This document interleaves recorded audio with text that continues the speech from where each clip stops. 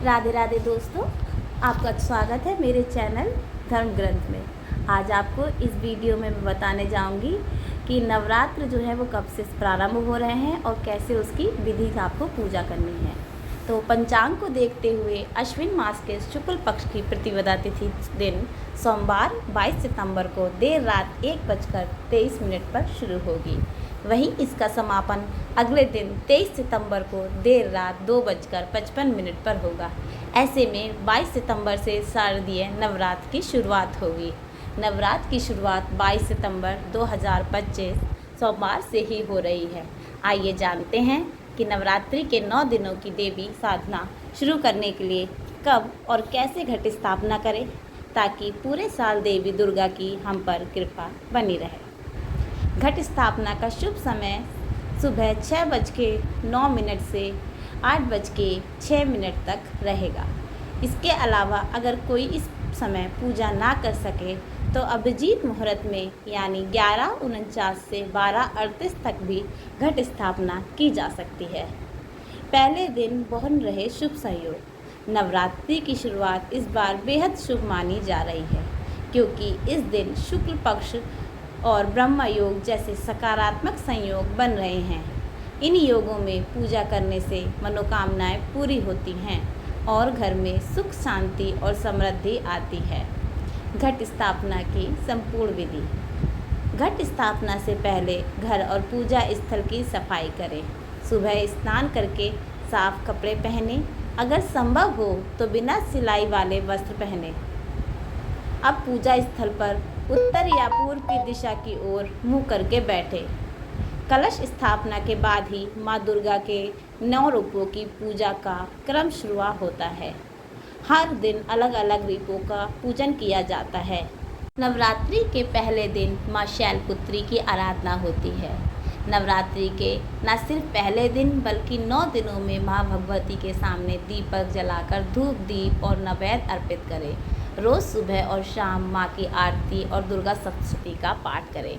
मिट्टी या पीतल का कलश, गंगा जल, जौ, आम के पत्ते, अशोक के पत्ते, केले के पत्ते, 7 प्रकार के अनाज, जटा वाला नारियल, गाय का गोबर, गाय का घी, अक्षत, धूप दीप, रोली चंदर, कपूर, माचिस, रुई की बत्ती, लौंग, इलायची, पान का पत्ता, सुपारी, फल, लाल फूल, माला, पंचमेवा, रक्षा सूत्र, सूखा नारियल, नैवेद्य माँ दुर्गा को दूध से बनी मिठाई आदि अर्पित करें।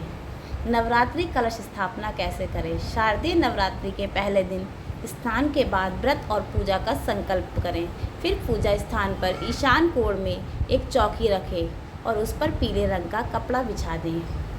उसके बाद उस पर 7 प्रकार के अनाज रखें, जिस पर कलश की स्थापना करें। कलश के ऊपर रक्षा सूत्र बांधें और रौली से तिलक लगाएं।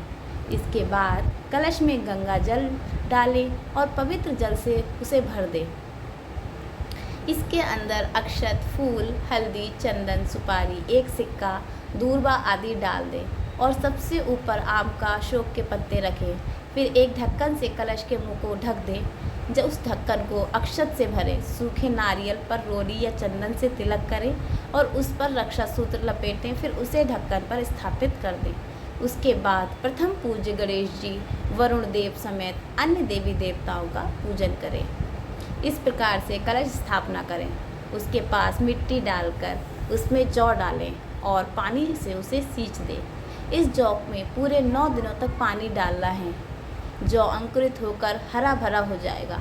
हरा जौ सुख समृद्धि का प्रतीक होता है। कलश के पास ही एक अखंड ज्योत भी जलाएं।